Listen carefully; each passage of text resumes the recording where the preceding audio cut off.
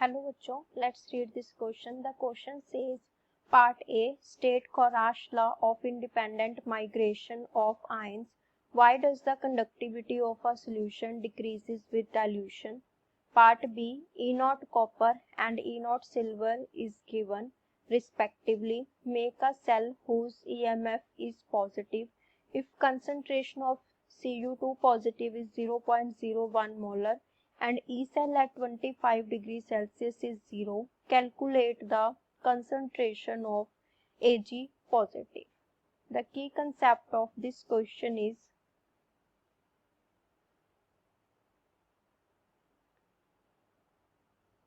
Kharash law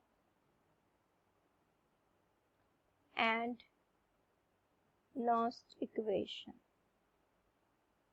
ये दोनों हम इन पार्ट्स में एक्सप्लेन करेंगे.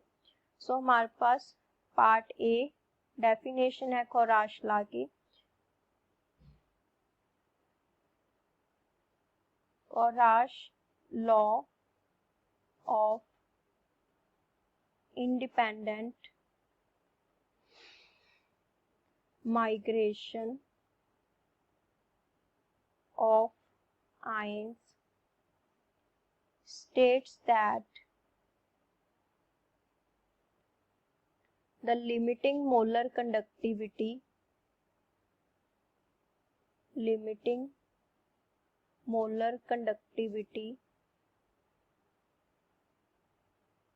of an electrolyte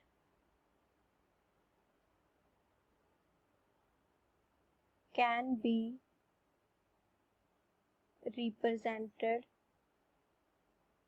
as the sum of conductivities of cation and anion.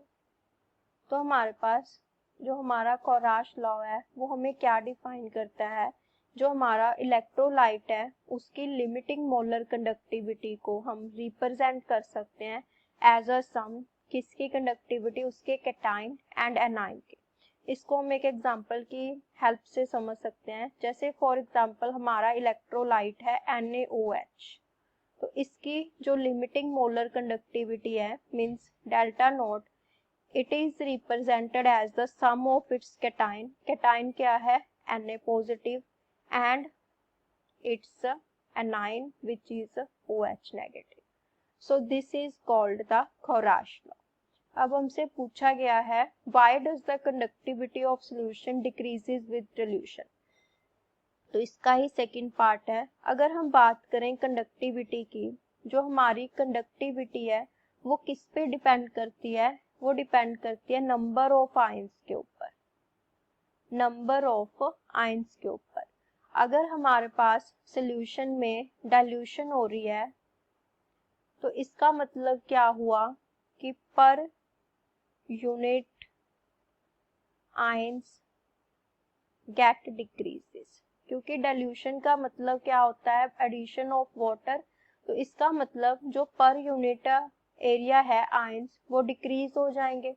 अगर हमारे पास नंबर ऑफ आयंस डिक्रीज होंगे तो कंडक्टिविटी भी एज अ रिजल्ट क्या होगी? डिक्रीज होगी. तो हमसे पूछा गया था कि डाइल्यूशन पे कंडक्टिविटी क्यों कम हो जाती है.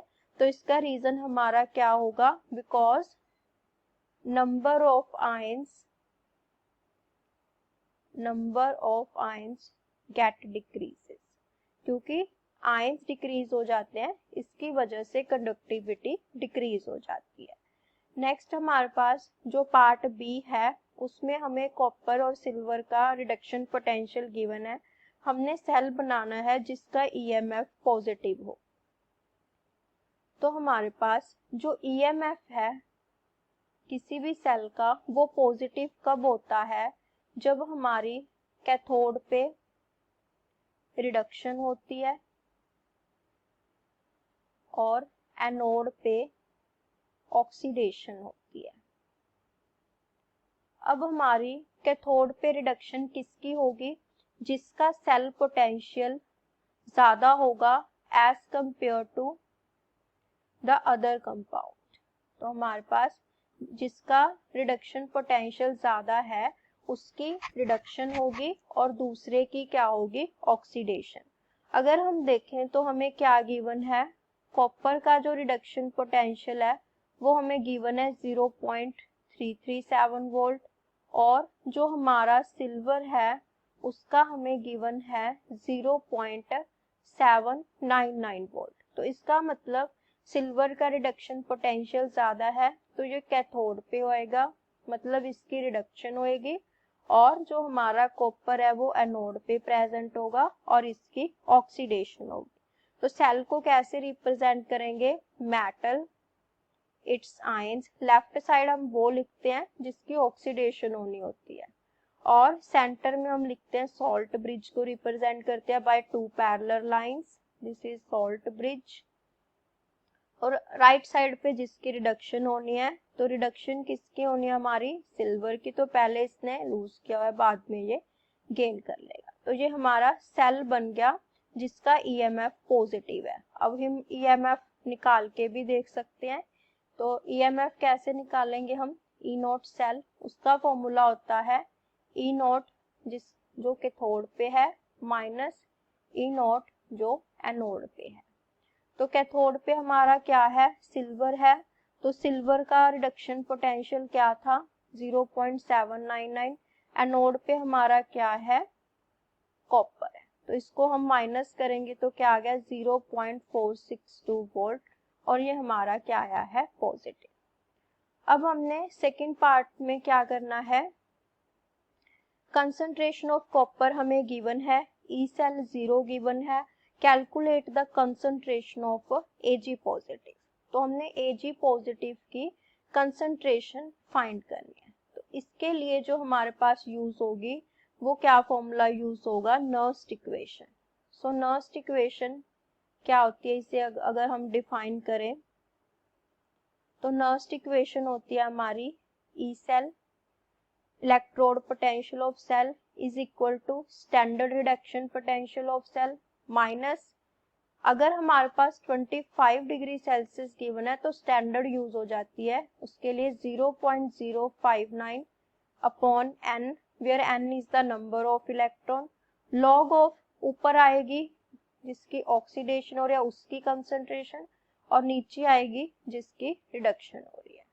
तो हमारे पास इसी सेल में बात हो रही है, तो इस सेल में अगर हम देखें तो हमारी रिएक्शन में 2 इलेक्ट्रॉन का एक्सचेंज हो रहा है, कैसे, कॉपर प्लस इसके हम सेल रिएक्शन लिख लेते हैं 2Ag पॉजिटिव, क्या बन रहा है, Cu2 पॉजिटिव प्लस Ag। तो हमारे पास इस क्वेश्चन में जो n है वो 2 है, और ई सेल हमें क्या गया क्वेश्चन में 0 है, ई नोट सेल की वैल्यू अभी हमने फाइंड किया क्योंकि इसी सेल का फाइंड करना है, तो 0.462 वोल्ट है। ऑक्सीडेशन किसकी हो रही है, कॉपर की, तो ऊपर कॉपर की कंसंट्रेशन आएगी, वो हमें कितनी गिवन है 0.0, जो हमारे पास गिवन है कंसंट्रेशन कॉपर की वो है 0.01 मोलर, और नीचे आएगी सिल्वर की।